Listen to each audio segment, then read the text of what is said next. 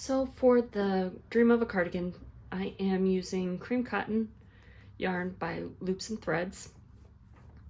It is an 87% cotton, 13% nylon, a medium 4 worsted, 324 yards for a 150 gram ball. So you get quite a bit. I got this at Michael's whenever they had the buy 2 get 1 free, I believe. So it really helps save on the cost of the sweater.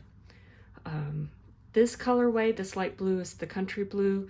This is what the child's version is in. For the adult, I did the deep teal. I really enjoyed this yarn. The colors have worked up great. I've worn mine several times already and have been very happy with how it's worn. Not pilling too much, so very, very happy with this yarn. Definitely recommend it, and we'll use it again. To begin both sides of the front panel, you need to get some waste yarn and a ravel cord so that you get a nice weight to begin your knitting. I'm making a size medium, so I know I need 22 on each side of 0. I have 44 stitches I need to use. So for my setup, I'm going to do alternating every other one, but with this odd number, I have to put 1 back for the initial cast on. So I do a zigzag row and then hang my bar.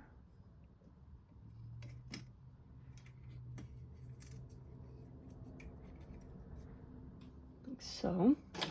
And then I want to pull every needle back out. I still leave that extra 1 in non-working.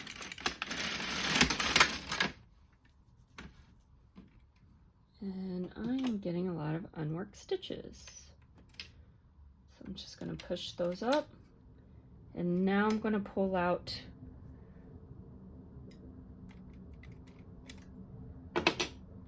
my 44th needle, the 22nd on my right, and as I come back around, it will loop that one. So on this pass, it will knit. And then I just want to go a couple rows of knitting just to get a little bit of weight.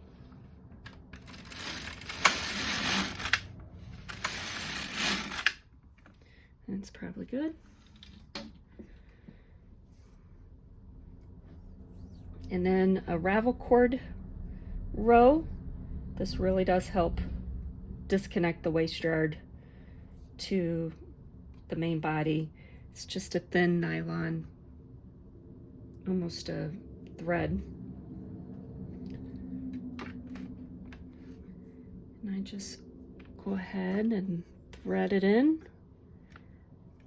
and have it over my hand, kind of out of the way.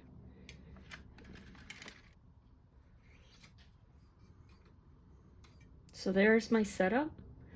And now with your main yarn, you want to E-wrap, and that gives your nice foundation edge. So I'm going to pull all of these needles out, and just like a cursive E, give myself a little tail, I'm going to come from the bottom up between the needles, over the top towards the left, and back around. So you're kind of drawing a cursive E around each needle, up through the back, over and in between on the left side.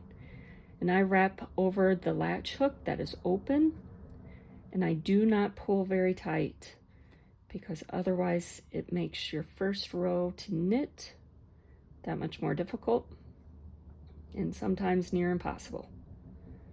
So it's that delicate balance of being tight enough but not too tight where you can't knit it off.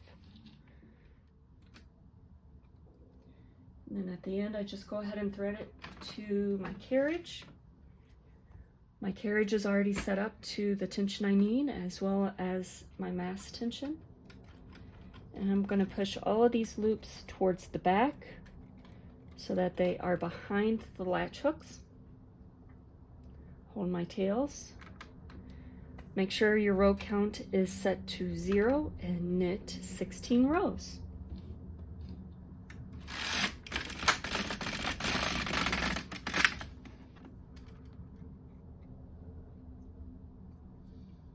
Okay, everything came off.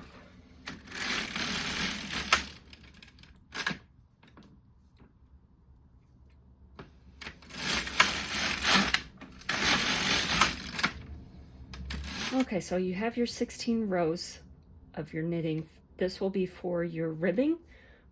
The front left and right panels have the same setup for your ribbing. You will need 3 stitches on each side that will remain knit stitches. So we're not going to mess with these. And why there's 3 is you have 1 on each side, 1 for your inner seaming and 1 for the front band to attach to, and then your 2 knit stitches for your rib. So I'm going to start on the left side. I work from left to right. That's just what I find the easiest. And so for that 4th needle in, I'm going to count over at the bottom. There's the 3 and the 4th. The ravel cord really helps to identify where you need to put in. And I'm going to go right in through that center of that loop and drop that whole stitch line down. You got to pull that last rung out of your E-wrap. So now on my hook, I just have the E-wrap and the waist yarn, and how each row looks almost like a ladder. You're going to go up rung by rung, catching it in your hook, pulling it through. And then you push through till that loop pops off the latch, catch the next rung up and pull it through. Catch just the next rung. And you continue that all the way up.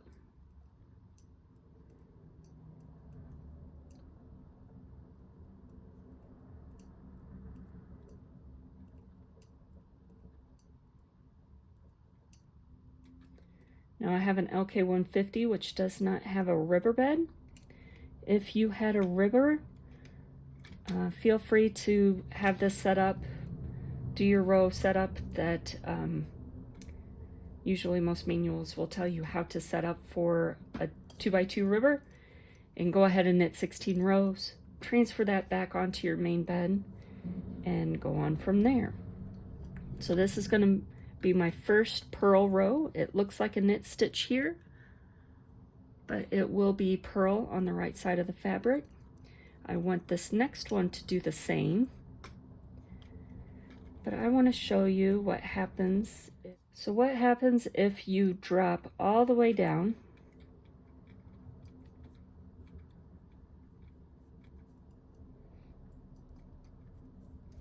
and you lose your E-wrap?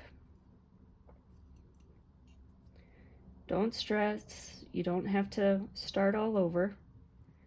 You just need to see, you can usually tell by the one to your left which one's the E-wrap and which one's your first row of knit. I'm going to go ahead and get, you don't even have to worry about really the ravel cord, but I'm going to go ahead and pull it up and then just hold it with my finger and thumb to the back. So here's the ladder rung for the E-wrap. You're going to take your latch hook and hold it down so the opening is down, and you catch it and you turn clockwise, and that's going to put the tail that's on the right side in front. And then I'm going to go into my latch hook, or sorry, the ravel cord, push all the way through so both are off my latch, and then catch that next rung and pull up. And there you have everything back in working condition. You don't have to start all over. You just fix your mistakes and keep on moving. I find myself, I have to do that because sometimes on that first, where you insert your hook into the stitches, I sometimes split that first rung in the hook and it just gets all tangled up, and I find I have to take everything out and start. So there's my 2 pearls, which look knit. I'm going to skip 2 needles and go into the next for my next grouping of ribbing. So with the hook, insert it down, open up, make sure I get that last rung out, and proceed to hook all the way up the ladder rungs. And you'll do this all the way down, again leaving those 3 knit stitches at the end. Okay, for your front panel, you begin just like the back. I went ahead and have my waste yarn and ravel cord, my 2x2 ribbing for 16 rows.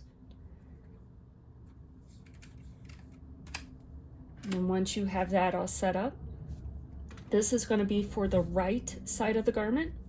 So this panel will lay against your right chest. So remember, we're looking at the wrong side. So our decreases, this is your right shoulder, your neck is going to be here. So our decreases need to be on the left side of this panel. But first we need to have a good chunk of straight rows. So let's go ahead and get that going.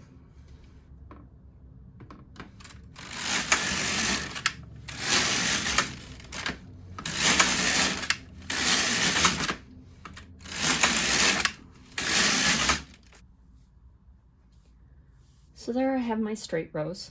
Now it's time to begin the decreasing for your neck slope. To do that, you need your single and 3-prong transfer tool. And we want to decrease 1 stitch at a time on the left edge. What you do is you take your 1 needle, you're going to go 4 stitches in, take that stitch off, and move it to the left to the 3rd needle. Now we're going to take those 3 and move them over 1 towards the right.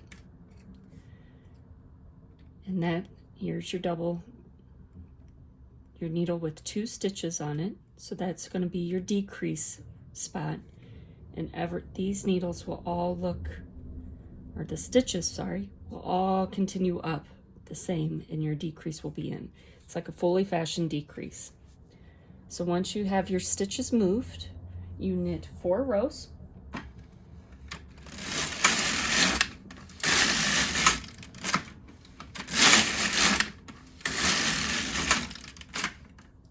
And you repeat that. So you take the 4th stitch off, move it to the left, and then move these 3 in, making sure you have the 1 in non-working position, and then you knit 4 rows.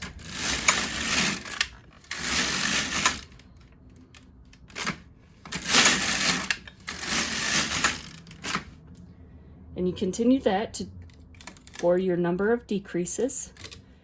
I've given both the stitch count and the row counts, so you can make sure everything lines up. Now this again is for your right side panel, so your neck is here. When you do the left side, you begin everything the same, except you want your neck here. So I would be moving this stitch off and onto this needle, and then these 3 back over. That's the only difference. It's the same technique, just mirror imaged on which side of the body. So back to this one, I've already transferred my needles. Make sure this comes up and knit 4 rows.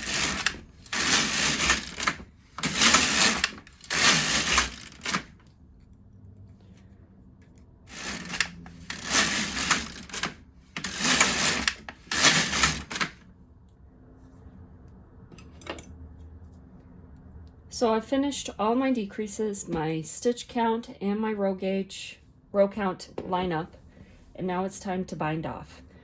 And I want something, since this is a little bit looser stretch of a knit, I want something that will be a little bit looser than just a crochet bind off, or since I have my tension kind of higher on this, I can't really get a bigger loop up at the top. So I'm going to bind off using the needles to help give that extra little bit of material in that crochet bind off, so that it does have a nice firm edge, but it's not super tight in for this gauge of yarn, gauge of yarn. So to do that, let me back up, tell you what I'm doing. Pull out one needle to the right.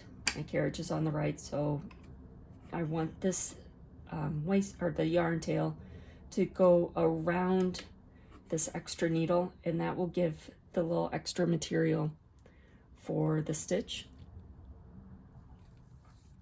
And then I'm going to pull out the needle that has my last stitch on it and catch that yarn and pull it through. And then I'm going to pull it out with the single transfer, take it off the needle and put it onto the one next to it towards the left. And then what always is a little fiddly, you need to bring that tail up to wrap around the next yarn or next needle, the one that you just took off. Take it around, pull through the 2 stitches, move that to the left, pull the empty needle out, catch that. If you have posts on your machine, it's a similar type of a bind off. The LK150 does not have really good posts to wrap around. They have kind of these ribs.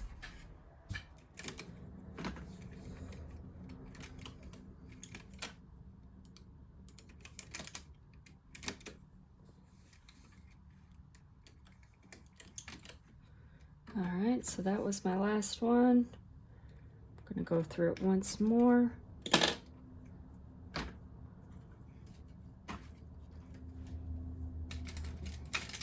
my tail.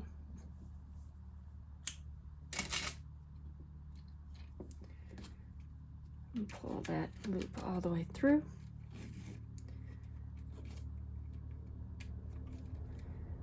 And then you can just take those off, straight off.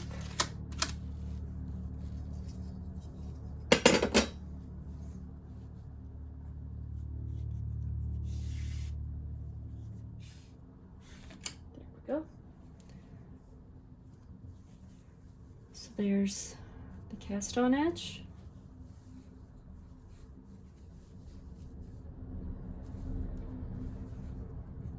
The right side. So this is where our decreases were. So our banding will go on this first row of stitches.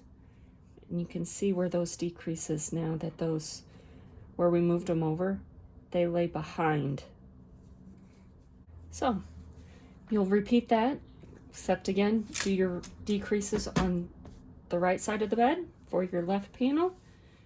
To make your back panel, it's very similar to how you set up and start and progress with your front panels.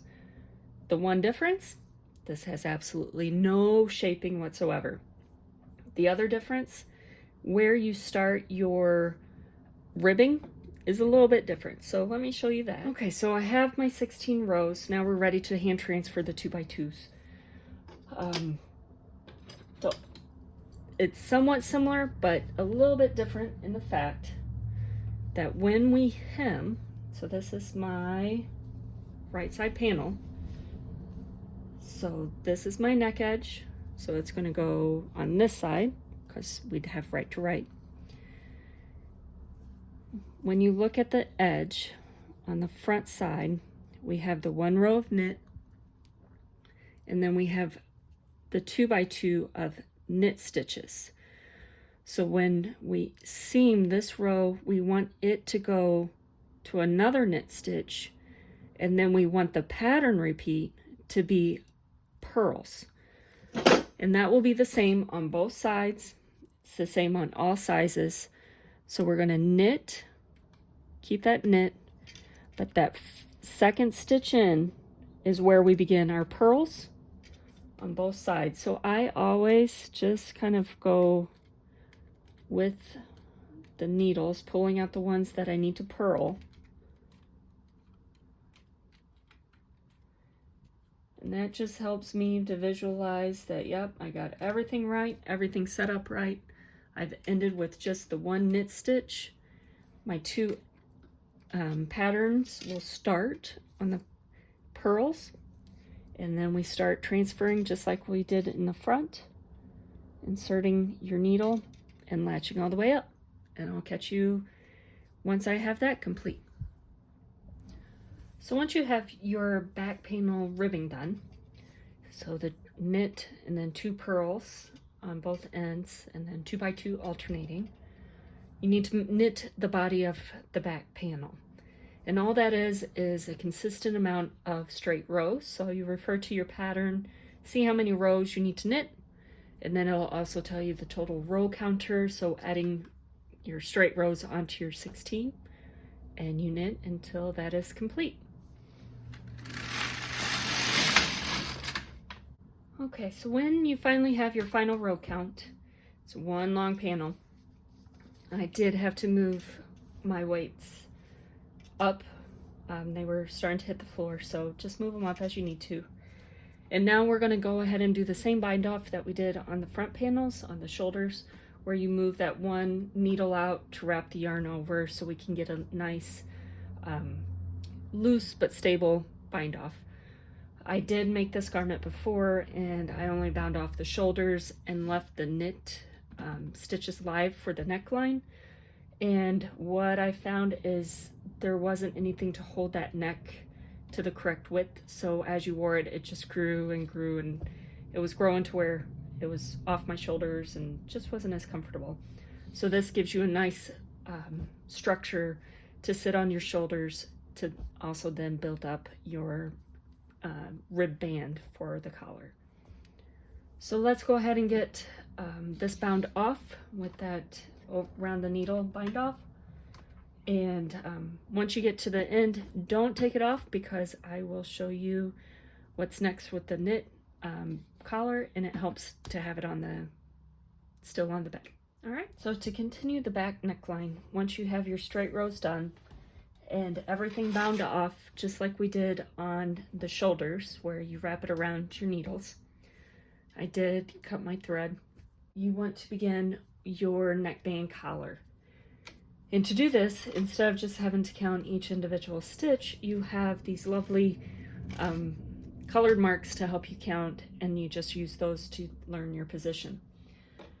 So with that, you look at your pattern.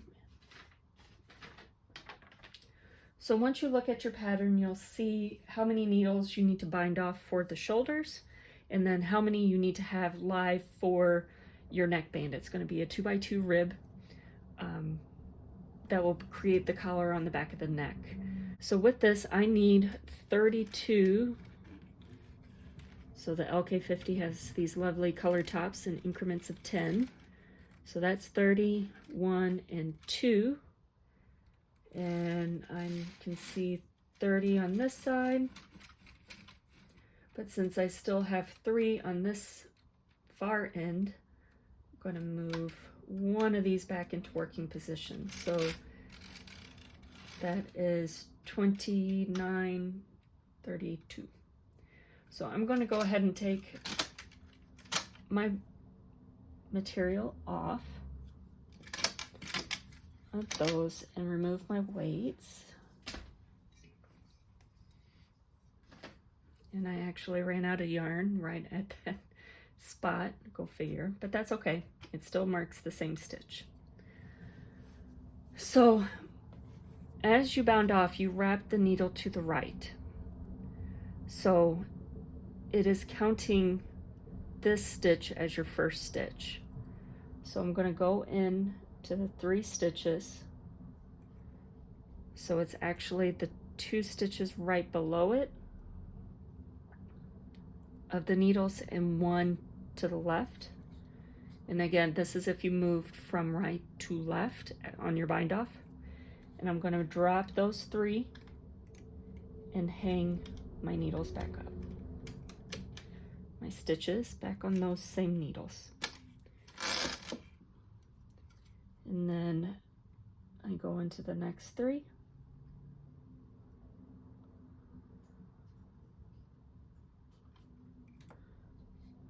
Drop 3 and hang them back up. And you keep on doing that right on down.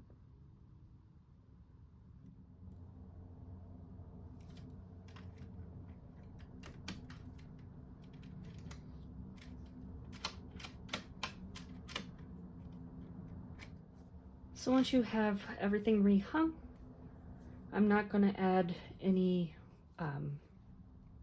weights because there's plenty of weight just with the garment.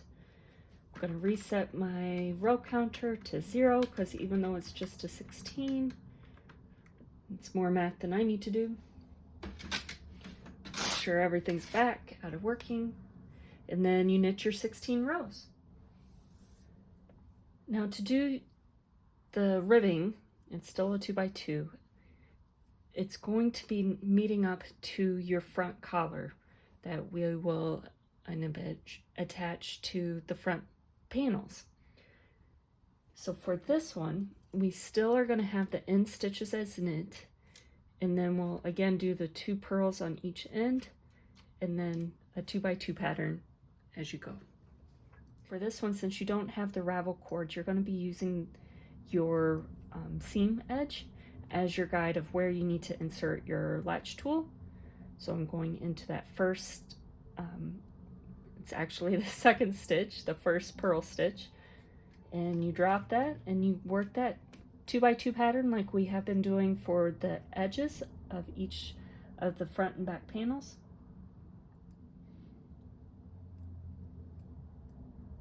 So for this, I want a little bit cleaner edge to bind off. I don't want that type of look around my the edge of my ribbing, so I'm going to do a little bit different, just a crochet, but again using those needles to help get a little bit extra thing. So I'm just going to take the stitch off. I have my yarn wrapped, and I'm going to pull that through and go to the next one.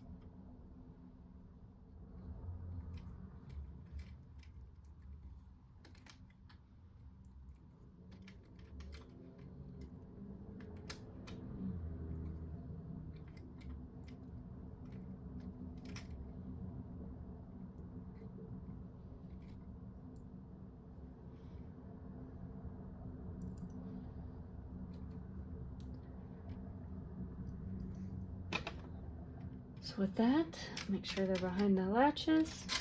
I can come off, and you can see it does give a very nice clean bind off, not quite as open, and the edge looks a little more tighter, more of a crocheted appearance than what we did with the single prong transfer tool.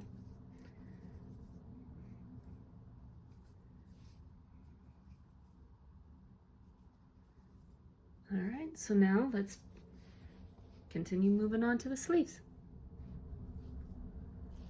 So the beginning of the sleeves begin just like the other panels. Your waste yarn, your ravel cord, and your 16 rows of knit that will be the 2x2. And just like the other ones, they will begin with a knit stitch for the seaming. Now the only difference is, since this is creating your circle for your cuff, we need the pattern to meet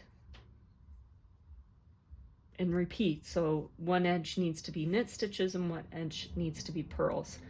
So I prefer just starting from the left, keeping the 3 knit stitches, and then beginning my alternation of 2 purls, 2 knits. And that will end on the right with 2 purl stitches, and your last one being that knit one for seaming. So let's get this hooked up. So once you have your ribbing, go ahead and knit your straight rows. Based on the pattern dimensions, they follow the Craft Yarn Council recommended sizing guidelines for all of my patterns. I apparently have longer arms according to what should be standard. So for this pattern, I have added 5 more rows, which is another inch in length. I did knit my straight rows for the size medium and then back down to where the pattern calls for. So with those additional 5 rows, my carriage is on the left, but yours will be on the right, unless you also feel you need to add in some length.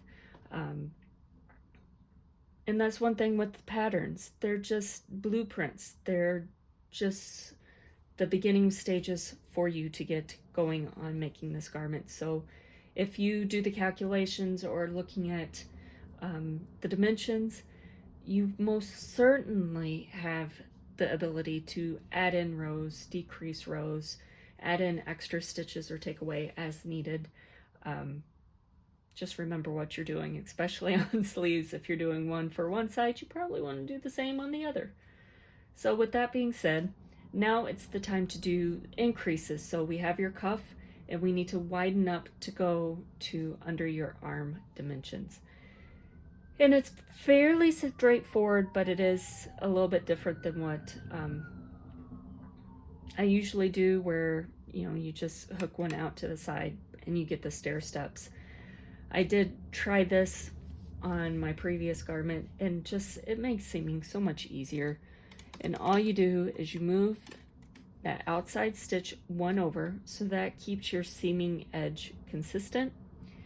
And then the loop that is below your stitch and work, you're going to pick that up and put that on the empty stitch. And you want to do the same on both sides of the garment. And then you knit 4 rows. So that's 1 row for your increase and 3 straight rows. So a total of 4.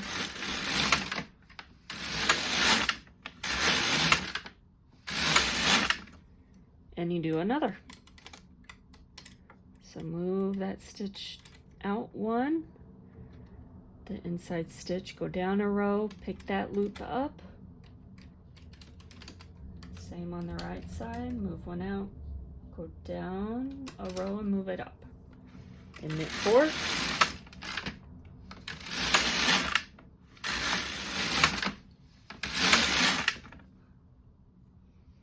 And you can already see how it's getting a nice curved increase edge. And it just, when you're seaming 1 to 1, you really get less stress and an easier time doing it.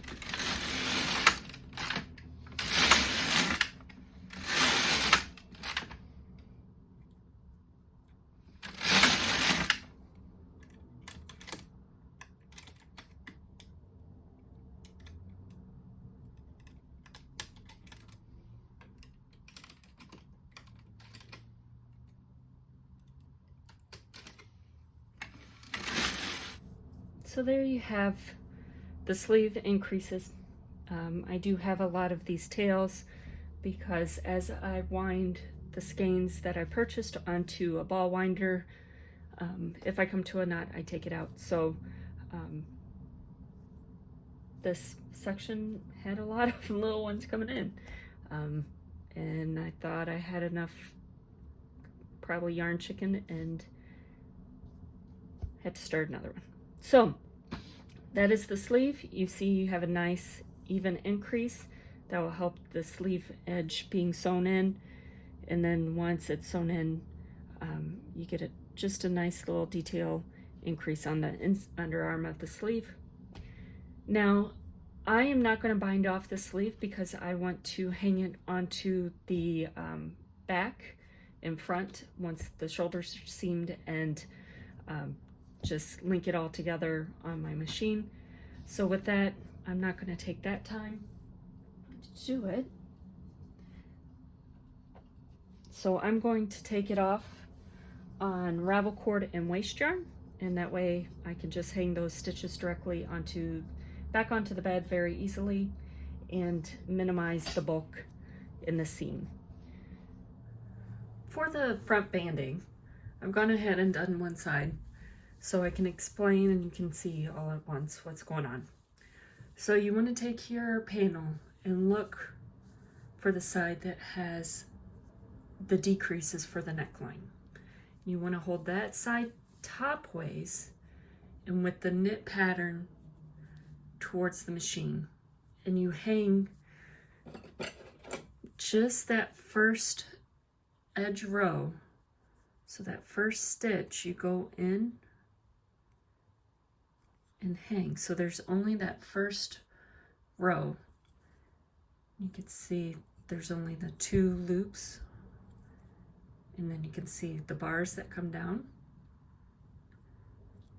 and then that first line at the bottom. And that's all you want up at the top.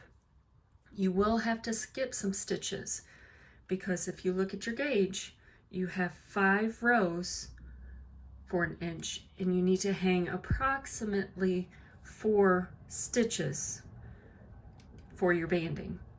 Now, there will be plus or minus inches because you need to look at your pattern for your to make it even with the 2x2s. And so this is the bottom edge for this panel, and it starts with the 2x2, the knit side at the end, and then you go to the 2x2. On this side of the bed, or towards your neckline, will end with 3 knit stitches, and that will be your one at the very end will be for your seaming, and then the 2 knits that will then butt up to the 2 purls on your neck back. And this will be the setup for both sides of the front. They'll end at the bottom with 2 knit stitches, and then at the neck side we'll have 3 knit stitches, and then a 2x2 all the way through. And then for bind off, just like we did for the neck, you will wrap around and then take this off onto your latch hook,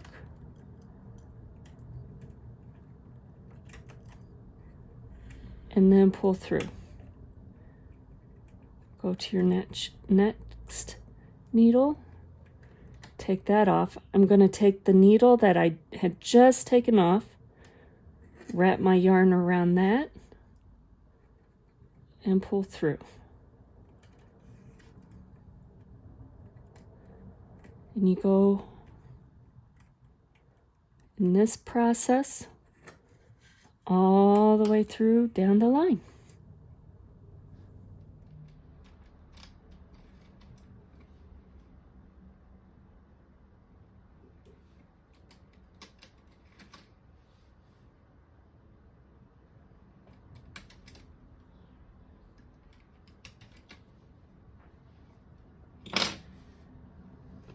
Okay, so I just finished hanging the sleeve that I took out on ravel cord and waste yarn back up onto the bed with the right side facing me. I went through the loops that are connected to the ravel cord, so just hung the loops right back on, And then let's take the ravel cord and just pull that out.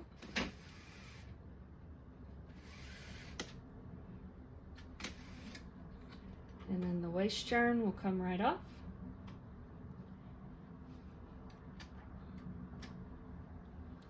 And there you go. So your sleeve is hung right back on, ready to seam to your shoulder. I have already hand seamed my neck edges and my shoulders together by hand. And I like to do that by hand so that I can really control the gauge and the tension between everything. So there you can see the join on the right side of the pearls and the knit stitches, the rib stitches on the inside. There's the seam. So whenever it lays across your neck, it is invisible. So now I want to hang my shoulder and my back onto my machine. In the pattern, I have how many rows down you can count, or I also have the measurement. So you need to reference that and either measure and count down, and then hang those according to your stitches.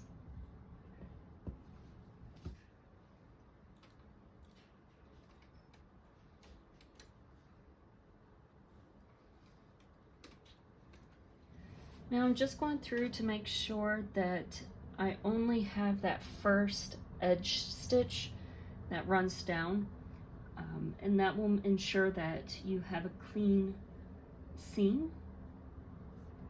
It is just like we did on the front band. There we go. So I'll push that back.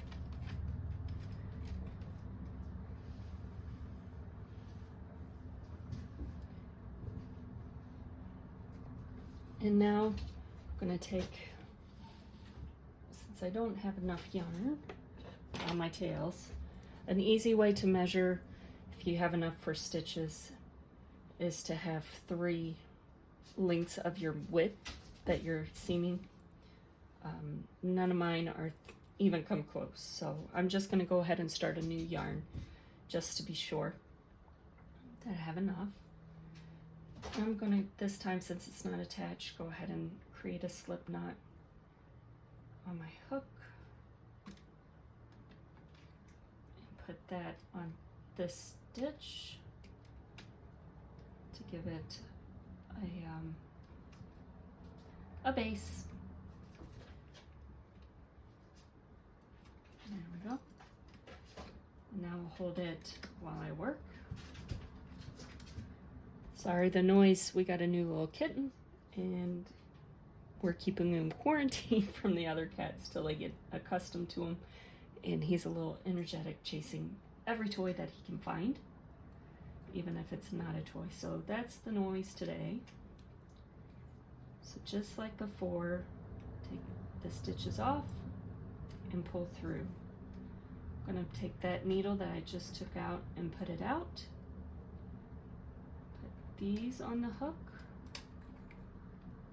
and pull through.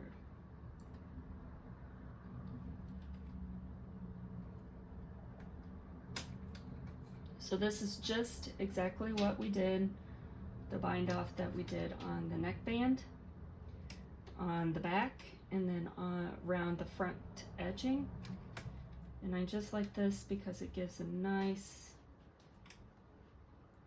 clean, not too bulky bind off, and it's a really good gauge for this project. Not too tight, not too loose. Well, I didn't wrap on that one, so I just, there we go.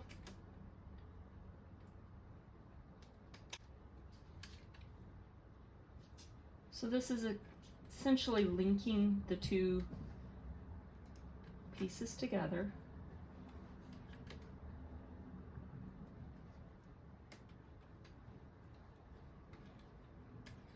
And we'll do this for the rest of the row, and then we'll do the next side. And then you can seam either the same technique or by hand, whatever you prefer, the sleeves and the body sides all the way down. Weave in your ends, give it a good block. I'm a washing soak person, and then lay it flat to dry. And there you have your nice little cardigan all set to wear. Thanks again for watching. Hope you love this cardigan as much as I have. Be sure to follow us on all social medias, YouTube, TikTok, Instagram, Ravelry, Rippler, so you never miss out on another great pattern from City Farmhouse Studio. Thanks again. Bye.